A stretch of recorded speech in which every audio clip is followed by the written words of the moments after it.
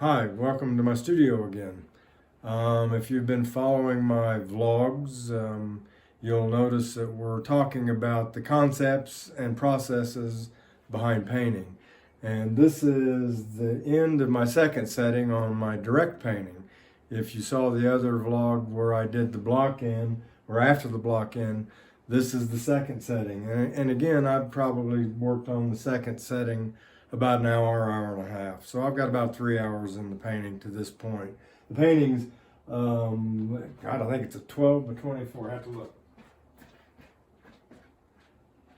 Yep, it's a 12 by 24. So it's a very horizontal painting. So because it has a strong horizon, as I made my compositional choices, I put a lot of verticals in there to kind of break and give a rhythm to this strong horizontal. So what you're doing in the second setting of a painting when I go into it is I'm trying to finalize the composition, which, finish my areas of dark and light, my contrast, my general areas of objects and placement. All of that I'm trying to have pretty much where I want it. And so at this point, if you're working from real life, then you want to be aware of your source of light. If you're working conceptually like I am, you still need to be aware of your source of light. You need to have it in your mind, where is my source of light? Well, this painting I'm doing from a memory of a place, and it's only about 7 miles from my house, so I've been there a lot of times, and the light is coming from the southwest. And so it's late light, so it's long light. So it's casting some long shadows and some deep shadows. So this is the time in the painting when I really want to think about my source of light, how it affects the painting, where it's going to strike objects, these kind of things. Because if you don't get a sense of light in your painting, whether it's from a represented object or from your concept, if you don't get that sense of light, then you don't really create a real painting. So it's really, really important to do that. You want to define at this point the various shapes. So the trees start to become more tree-like, the evergreens become more evergreen. So I'm starting to define the shapes more and more and more.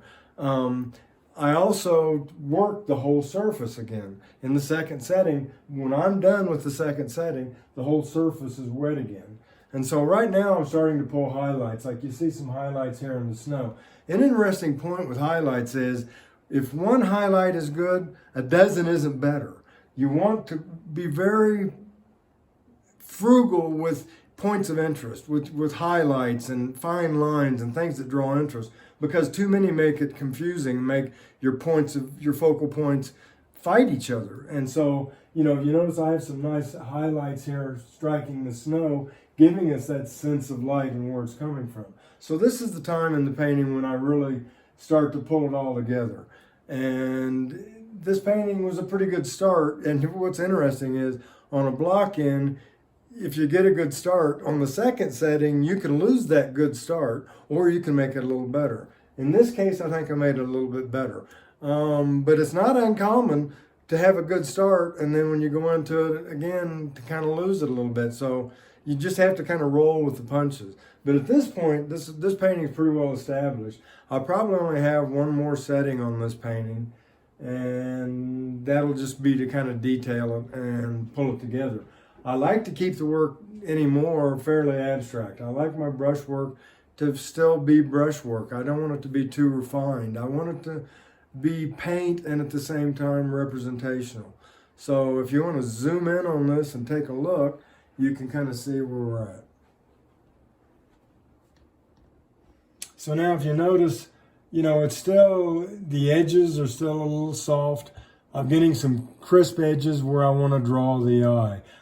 For me, the composition comes in this really nice diagonal here, reads us into the painting, and then we have these verticals that kind of stop the eye.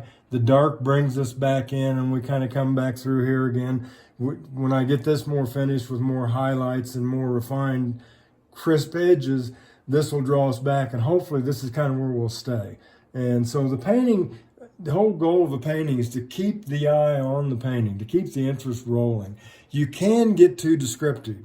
It is not a good thing to over describe. It's like when you read a book, if you're like me, when you read a book, I love descriptive passages, but don't want it to be so heavy that I'm just going to the writer, my God, you said enough, move on. And it's the same thing with the painting. You know, you can over describe, you can say too much. So, you know, kind of work that area. And this is the point in the painting where you really do establish these kinds of things. Don't get tight in this second point of the painting. Stay fairly loose. Stay painterly, you know, gestural. Make your brush strokes. You know, make brush strokes. Don't do this stuff. If you remember, hold the brush this way. So hopefully this gives you some insights. You know, I thought about setting up the camera and letting you guys watch me paint for an hour and a half, but I don't want you going to sleep. You know, I would rather I'll do the next setting on the painting, and probably, hopefully, the next video, if I can pull this thing together, we'll show the finished painting and see what happens.